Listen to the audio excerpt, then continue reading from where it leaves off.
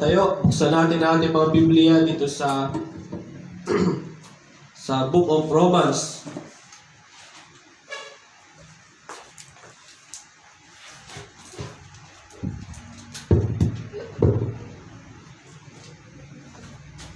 Ayan, sige, sa Book of Romans, chapter 12. So, isang mapagpalang gabi sa ating lahat. Masaya ba kayo sa gabi nito? Amen. So, na-miss nyo ba ang midweek service? Amen, no? Kahit ako no? So, iba talaga kapag kung saan ka tinawag ng Panginoon, no? Nandun talaga ang ating puso. So, ganun pa man, makakabawi naman tayo. Okay? Romans chapter 12, verse Romans chapter 12, verse 9, 10, and 11. Ang key verse natin ay sa verse 11. Sige, say amen kung nakita na natin. Amen. Sabay-sabay natin basahin. Ready, go. Let love be without dissimulation. Abhor that which is evil. Cleave to that which is good. Be kindly affection one to another with brotherly love, in honor preferring one another. Not full in business, fervent in spirit, serving the Lord. Ay po ay umupo, ay manalangin. Ama naming Diyos na makapangyarihan sa lahat, kami po ay nagpapasalamat sa oras na ito.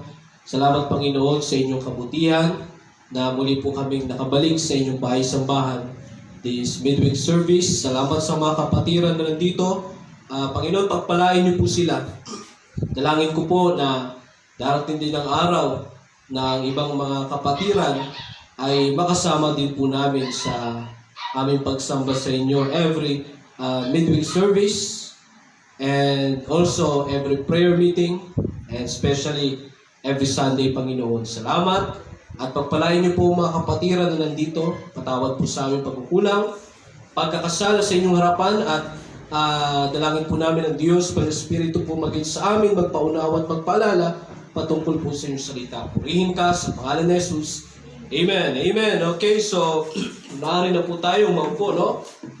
Okay, so ang Book of Romans chapter 12, ito ay marami na tayong verses na kabisado dito. At lagi nating nababasa. Lalo sa verse ano pa lang verse 1 and 2, di ba? Kabisado na natin yan. Na-memory verse na ba natin to? Di ba? Na-memory verse na natin to? Sabi dyan, I beseech you therefore, brethren. So, ang brethren ay hindi lang ito mga kapatiran sa Roma. So, itong brethren dito ay pwede rin natin itong may apply sa atin. Amen? Because we are all brothers and sisters in Christ. Lahat tayo ay brethren. Magkakapatid tayo sa Panginoon. At kapatid natin sa spiritual ang ating ang bawat isa. Okay? So, ang kaibahan lang naman ng pastor sa inyo is ako yung leader na ibinigay ng Diyos dito. Amen? Amen. Okay, so, nabi nun, di ba? Tayong mga kapatid, we need to present our bodies a living sacrifice. So, itong pagpunta natin sa church ay pagpe-present ito ng katawan sa Panginoon. Amen. Sabi niyan, living sacrifice, buhay. Okay? Kaya nga ang ating pagsamba ay buhay. At sinabi pa dyan yung holy. Sinabing holy, kabanalan. Kaya ang ating paglilingkod sa Diyos, hindi lang ito pagpe-present ng sarili sa Panginoon na buhay, kundi meron ding kasamang kabanalan. Amen? Amen. At ang kabanalan, tandaan nyo hindi lang ito kabanalan tuwing nasa church. Ang kabanalan ay kahit sa labas ng simbahan. At mas lalo pa nga dapat na mas maging banal tayo, mas lalo na pag nasa labas. Kasi mas maraming nakatingin pag sa labas. Di ba? Sa ayaw, lagi kong sinasabi sa inyo, sa ayaw at sa gusto natin, may mga taong nakatingin sa atin. Kaya nga tinuruan tayo ng Biblia na dapat tayo ay maging good example. Hindi naman ibig sabihin na hindi na tayo nagkakasala. Lagi kong sinasabi sa inyo na iba yung Kristiyano na pinili niyang mamuhay sa kasalanan kaysa sa Kristiyano na nagkasala pero nagsisi at nagsikap na hanggat maaari mamuhay sa kabanalan. Amen? So sinabi dyan, holy. And not only holy, acceptable unto God. Kailangan katanggap-tanggap tayo sa harapan ng Diyos. Okay? Lahat. Yung sabi dyan, yung ating buong katawan, ibig sabihin, yung katanggap-tanggap sa Diyos dyan, yung ating pag-iisip, ating mga mata, ating mga kamay, ating puso, yung mga parte ng ating katawan, ano ba ang focus nito? So dapat hindi ito laging mamuhay sa kasalanan, bagkus ito dapat ay mamuhay sa kabanalan. Amen? So napag-aralan din natin yan noong nakaraang Sunday, di ba? Na sa isip, ano ba ang meron sa ating isip? Kaya nga mahalaga na meron tayong mga memory verses.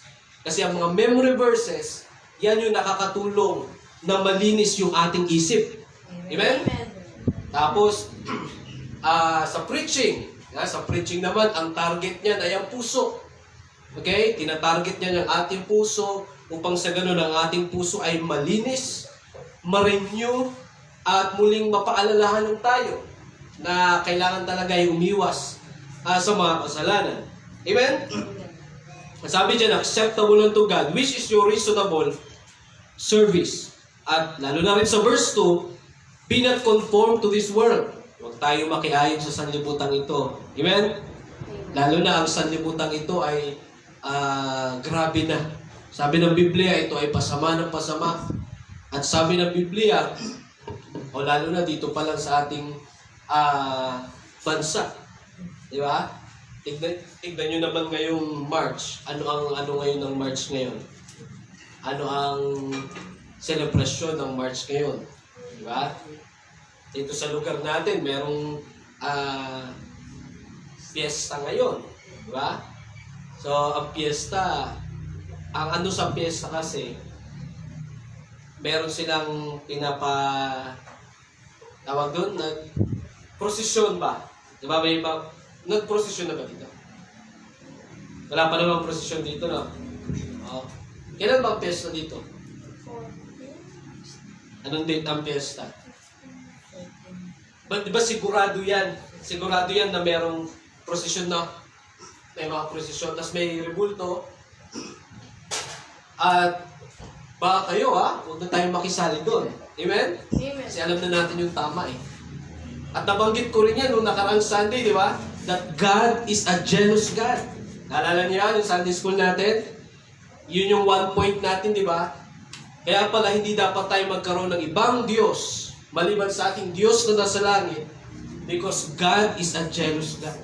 Isipin nyo, pag nagkaroon na ulit ng prosesyon dito, akala nila natutuwa ang Diyos, pero hindi nila alam, nagsiselos pala ang Diyos. Amen? Amen. So, wag nating pagselosin ng Diyos kasi walang taong natutuwa kapag nagsiselos. Di ba? Nasubukan na nating magselos at hindi talaga maganda. Hindi masarap na magselos. So, same thing yan sa Diyos. Pag makaramdam ang Diyos ng selos, hindi tayo i-bless ng Panginoon. Amen? Amen. Kaya dapat siya yung ating first sa buhay natin. Wala tayong ibang Diyos maliban sa ating Diyos na nasa langit. Amen? Amen. Kaya sabi niya sa verse 2, huwag tayong makiayon sa mundong ito. Bagkus tayo ay mag-transform, magbago. Simula nung tayo ay tumanggap sa Panginoon, sabi ng Biblia, di ba sa Corinthians, if any man be in Christ, di ba, he is a new creature. Yun na yun, bagong nilalang na tayo. All things are passed away. Behold, all things are become new. Lahat ng mga lumang bagay ay lumipas na yan. Yung mga dating gawain natin na hindi magaganda sa harapan ng Diyos, yung dating nakasanayan natin na hindi kalooban ng Diyos, lahat yan lumipas na. Sabi ng Biblia, all things are become new. Lahat ay bago na. Amen?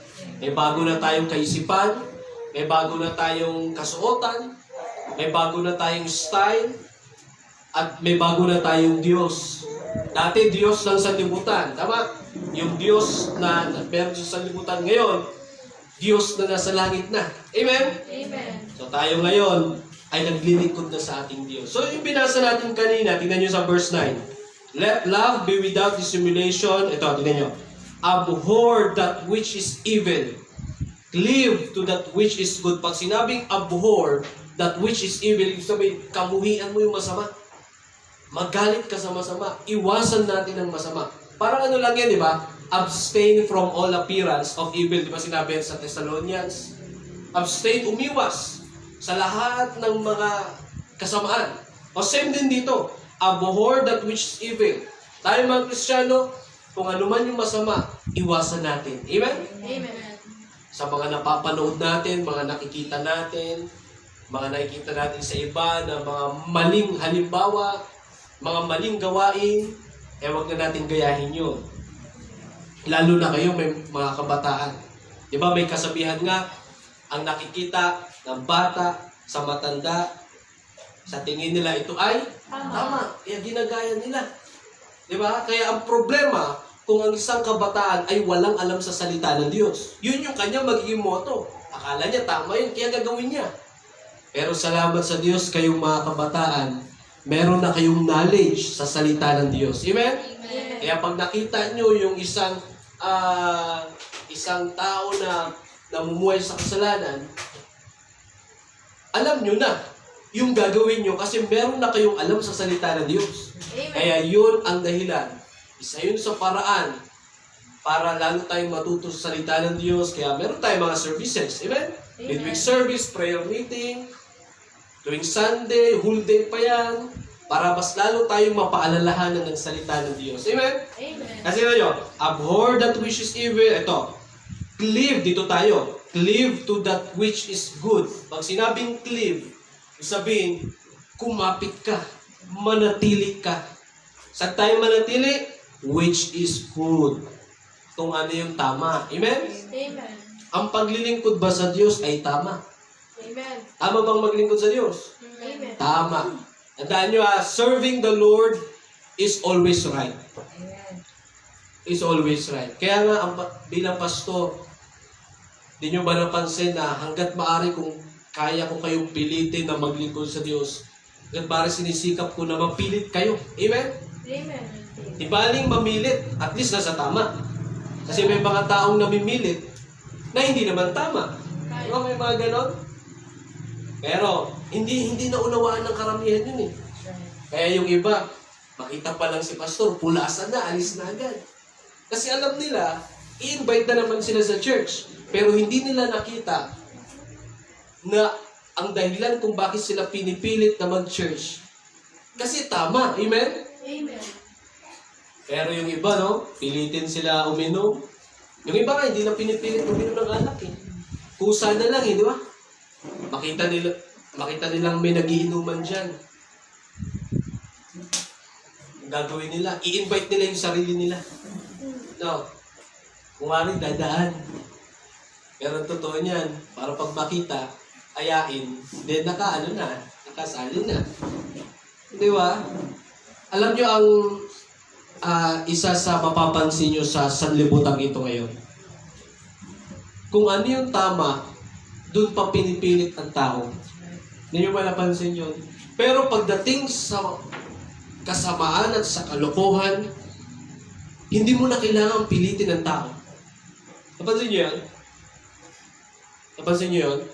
Halimbawa sa sa mga bata. No? Sa mga bata, di ba, hindi naman sila tinuruan ng kapilyuhan. Pero magugulat ka habang sila ay lumalaki, may mga kapilyuhan na sila. So, ang gagawin natin is, kailangan natin yan takluban ng kabutihan. Amen? Ibig sabihin, turuan sila kung ano yung tama.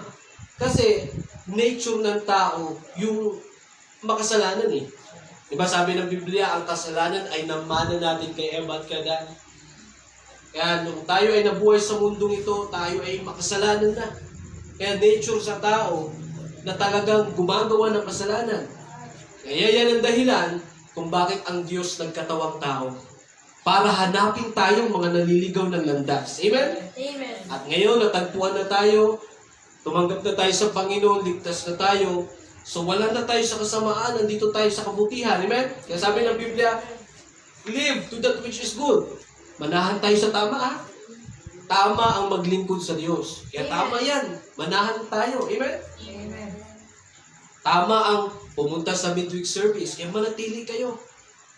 Yung iba, hindi pumupunta, pero kayo, manatili kayo. Kasi time will come, makakasama din natin yan sila. Amen. Amen? Huwag nyo isipin na, ay, konti lang naman kami. Hindi na nga ako pupunta, konti lang naman kami. Sa Sunday na lang ako pupunta kasi pag Sunday, lahat kami nandito. Huwag mo isipin yun. Amen? Amen. Huwag. Ang tawag dito sa ginagawa natin, we are setting a good example. Amen? We are setting a good example. Kung yung iba ay hindi pumupunta, still, we can set a good example to them. Na balang araw makikita nila kung gaano kahalaga ang midweek service. Amen? Tuloy lang tayo. Tuloy lang. Time will come, yung ibang kabataan, maano rin natin yan. No? Ang prayer natin, dating ang araw na kung gaano yung attendance natin ng Sunday, ganun din pag midweek service. Amen. Amen? Amen. Ganun din pag prayer meeting, mangyayari din yan. Basta tayo, tuloy lang. Amen? Tuloy lang. Sabi ng Biblia, huwag tayong tumingin sa mga huminto. Tumingin tayo sa Panginoon. Amen? Para tayo makapagpatuloy. Ano pa sabi? Verse 10, be kind and affection one to another with brotherly love, in honor, preferring one another. Ibig sabihin yung pag-ibig natin sa isa't isa. Ito na, dito sa verse 11.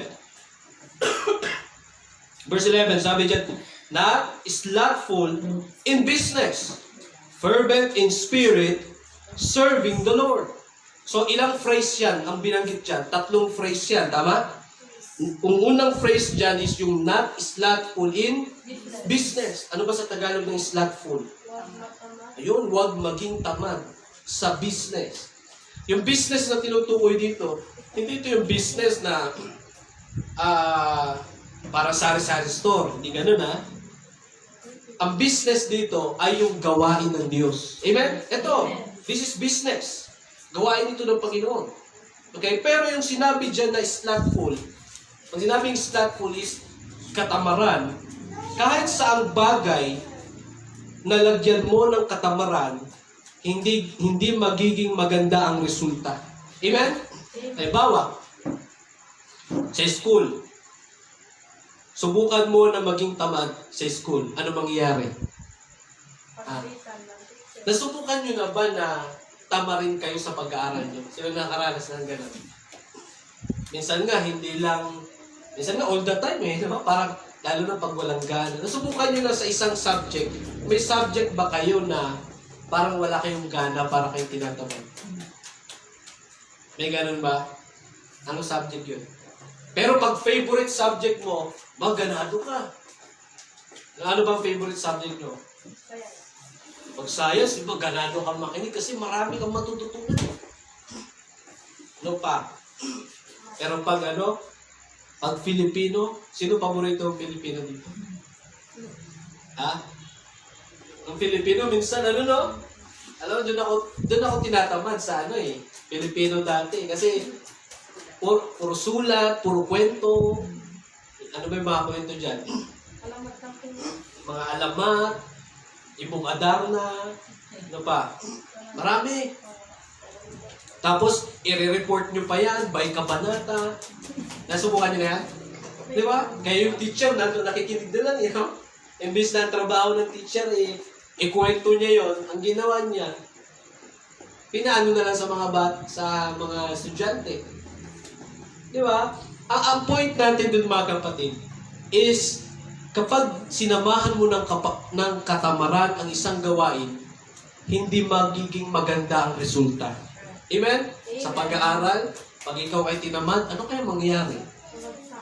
Maaring babagsak ka, yes. Kasi tatamarin kang gumawa ng project, lalo na pagsusulat. Kita nyo, di ba? Nasubukan nyo na bang kumopya tapos buong blackboard. Di ba? Buong blackboard, tapos papasulat pa sa sekretary, no? Sino sekretary? Yes. Sino na nakaranas na gano'n? Sulat kayo sa blackboard, tapos pupunuin niya. Tapos pag wala nang mapaglagyan, pabalik sa umpisa, tapos na kayo, buburahin na. Kaya nakaranas na gano'n. Kopya ng kopya, sakit na sa kamay. Tapos kasi, requirement yung notebook, di ba? Para mapirmahan yung clearance. Kailangan, kopya ng kopya. Pero tignan nyo naman yung mga masisipag. Nangyari? Walang kahirap-hirap pag malapit ng matapos ang school year. Bakit? Kasi, updated sila kasi sipag. Amen? Amen. Pero pag sa tamad, pag malapit na matapos, ang mangyayari dyan, maghahabol na ng sulat, di ba? Manghihiram ng notebook sa classmate. Pero ng notebook kasi, kopya kasi kailangan tapusin kasi tsetsekan.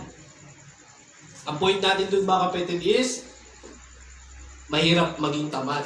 Amen? Amen. Not is slothful in business. Alam niyo ang Panginoon nung siya ay naparito sa lupa,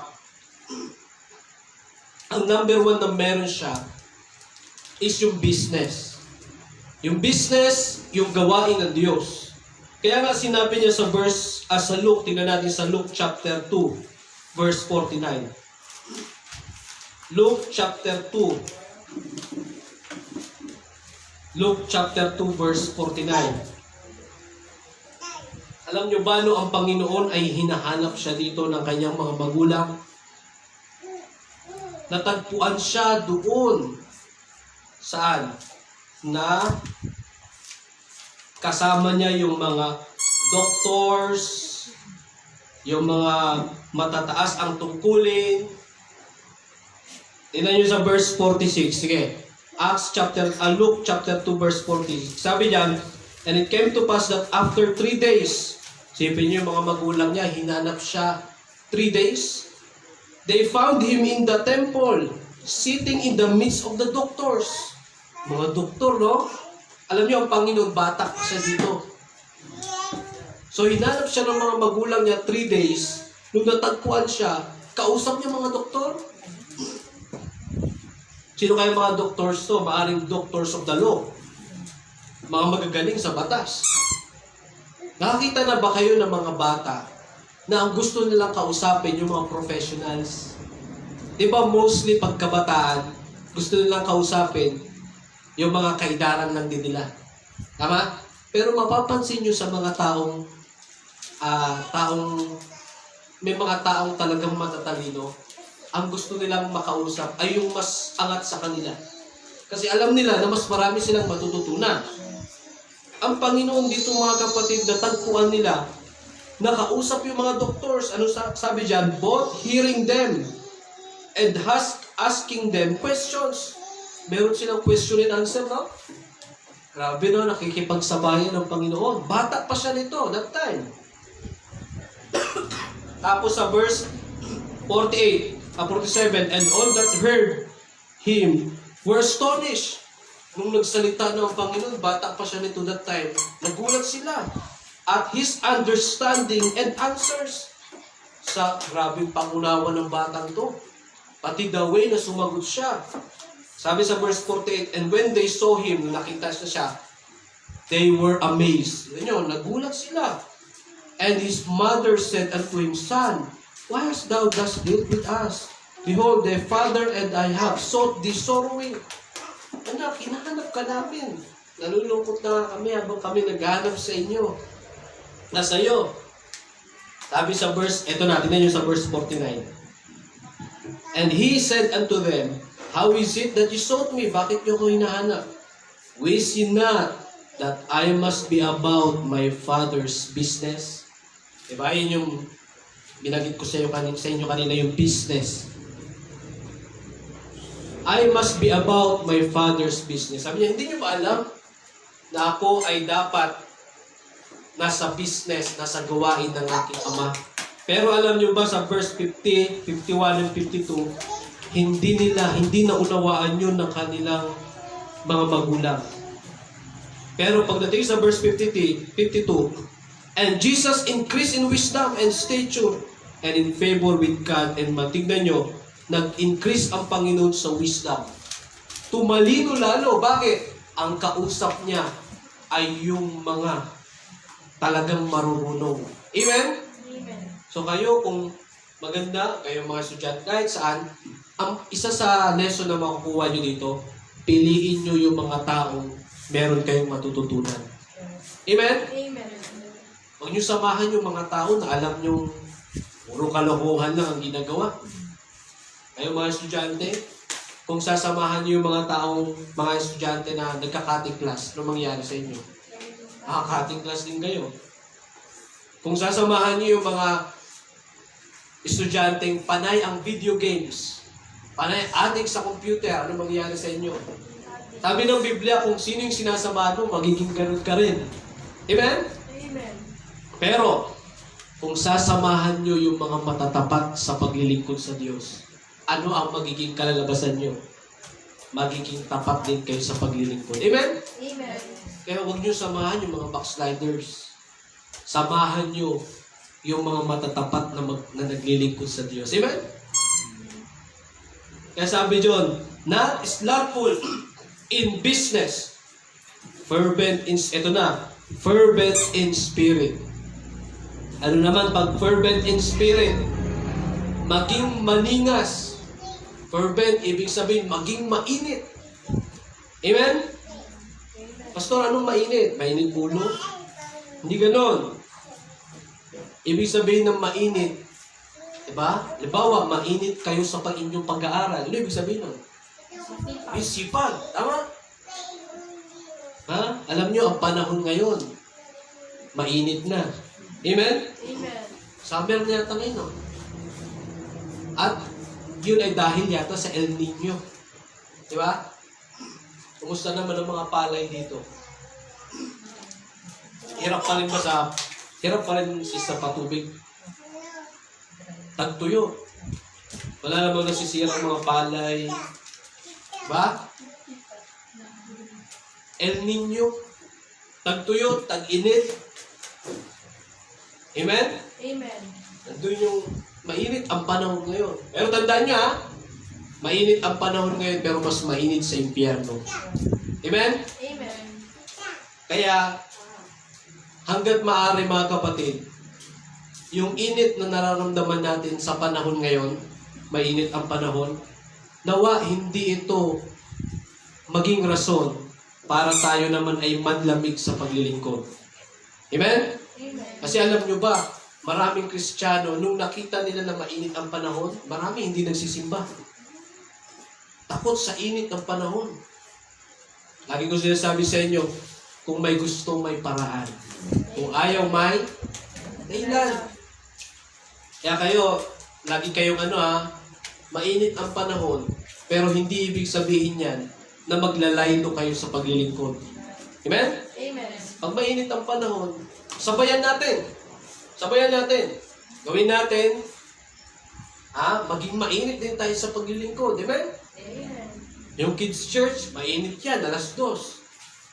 Pero sabayan natin, amen? Amen. At meron namang meron namang mga paraan para makaiwas tayo sa init ng panahon. Nandiyan yung dapat, iinom lagi kayo ng tubig. Amen? Amen. Paraan para yung iba, hindi makasimba. Bakit? Mainit ang panahon, masakit sa ulo, ang daming rason. Hindi mo malaman kung saan ba lulugar. Pag malamig naman, hindi rin makasimba kasi malamig. Di ba? Pag mainit naman, hindi rin makasimba kasi may rason din, mainit. Di ba? Kaya tandaan nyo ang panahon, hindi dapat ito maging hadlang sa paglilingkod. Amen? Amen. Kasi ang panahon, blessing ito. Blessing ito. Kaya ang gawin niya, this summer, ang gawin natin, inom kayo ng tubig lagi Tapos, may payong, magpayong. Kasi hindi rason ang panahon para umabsent sa church. Amen? Amen. Pag gusto, may paraan. Pag ayaw, may dahilan. Amen? Kaya this March na ngayon, di ba? March, sabi nila, iinit pa daw ito ng iinit. Pero ganun pa man, mas mainit tayo sa spiritual. Amen? Amen. Mas mainit tayo sa spiritual. Mas mainit sa spiritual. At tandaan nyo, ang paglilingkod sa Diyos, ang paglilingkod sa Diyos ha, it's not all about our comfort zone. Tandaan nyo ha, ang paglilingkod sa Diyos, hindi ibig sabihin na all the time is comfort. Nung ang Panginoon nga, di ba, bumaba siya dito sa lupa, nakaranas ba siya ng comfort? Nakaranas ba siya ng comfort? Sabi nga ng Biblia, ni unan nga, wala siya eh. Ni unan, na matutulugan, wala siya. Okay? Yan ang totoong paglilingkod sa Diyos. It takes a lot of sacrifices. Amen? Amen. Pero, ang kagandahan dyan, there is sure reward. Amen? Amen. May reward. Kaya tandaan nyo ha, sa paglilingkod sa Panginoon, hindi ibig sabihin na puro comfort. Ang paglilingkod sa Diyos, meron talagang kasamang ano yan, pagsasakripisyo. Amen? Di ba sabi nga ng Biblia, sa binasa natin kanina, living sacrifice. Amen? Ito pagpunta nyo, sakripisyo yan. Pag Sunday, mainit. Ito, kahit nga ngayon, oh, ngayong gabi, mainit pa rin, no? Tapos, matutulog tayo mamayang gabi. Minsan, kahit alas 12 na, daling araw, ang init pa rin. Di ba? Pero, ang malaman mo lang, na naglilingkod ka ng matapat sa Diyos, ang sarap sa pakiramdam. Amen? Sarap sa pakiramdam. Kaya, ang totoong pag-ibig sa Diyos, di nila kinoconsider yung init ng panahon. Amen? Talagang gagawa ng paraan para hanggat maaari makapunta sa simbahan. Amen? Amen. Kaya ipag-pray natin na sa ibang mga kapatiran, nawa hindi maging rason ang init sa panahon para manlamig sila sa paglilingkod. Bagkus, kahit mainit ang panahon, mas mainit tayo sa paglilingkod. Amen? Amen. Sipag, sipag ha. Kayo mga young people, yung kids church, sipag lang ha. Sipag. Sipag at tiyaga. Sabi, pag may tiyaga, may nilaga. Amen? Alam na sa camp. Ilan ang camp natin? March.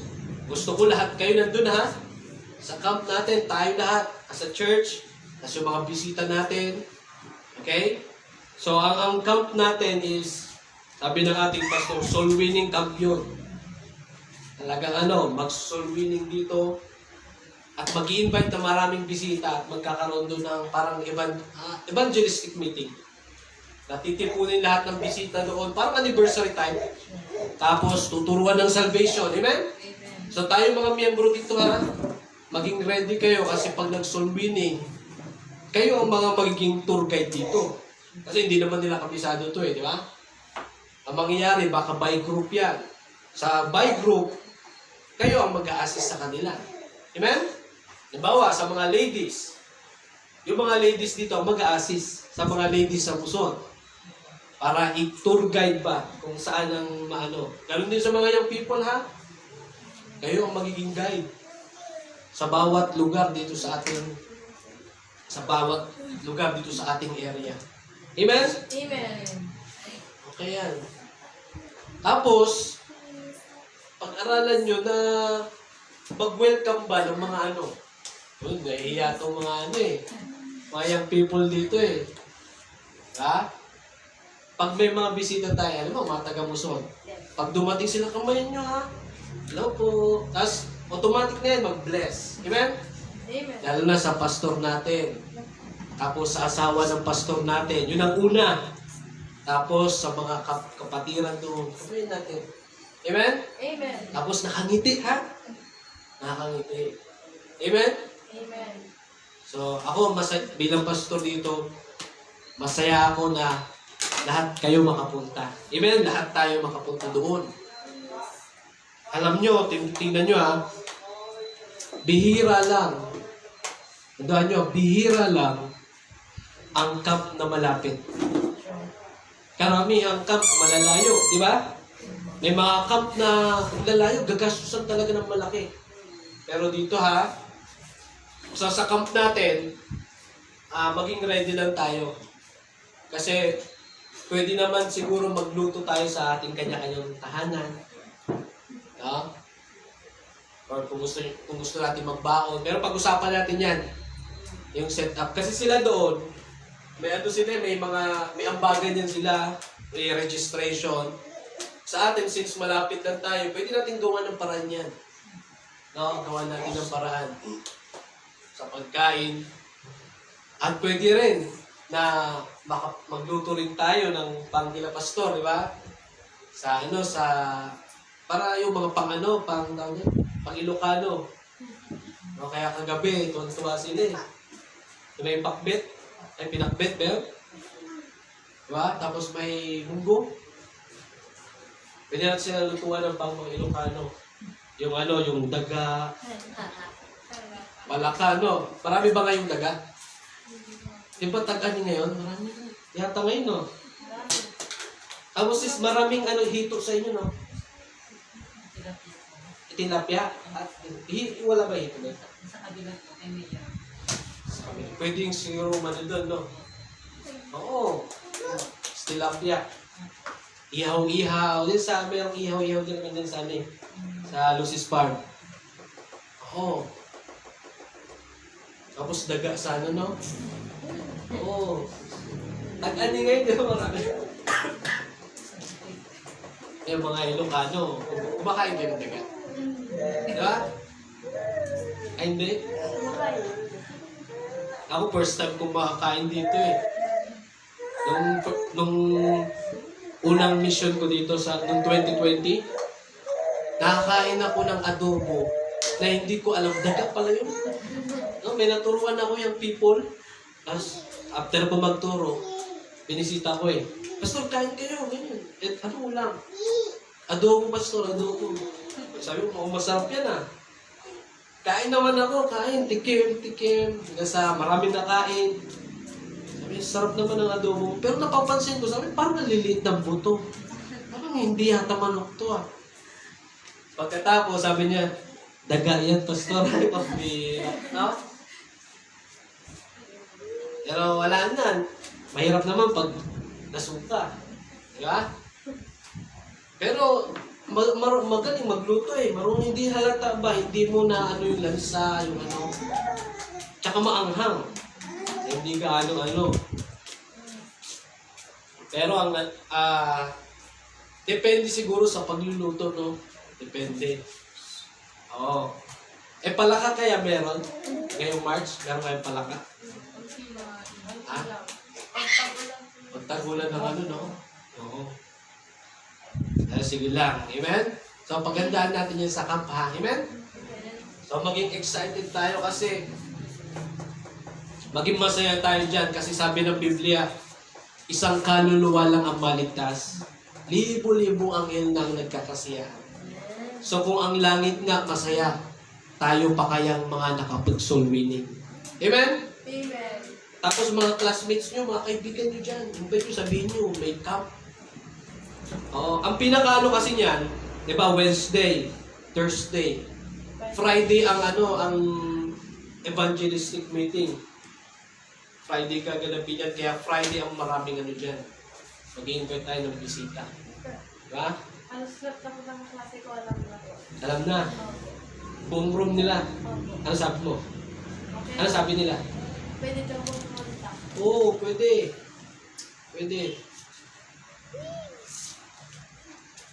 Pwede pumunta. Marami ba sila? Okay. Taga saan ba mga classmates mo? Malapit lang po dito lang kasi mula daw po dito yung iba. Simba. Ganito gawin mo.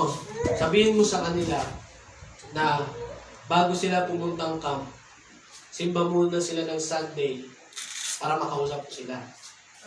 No?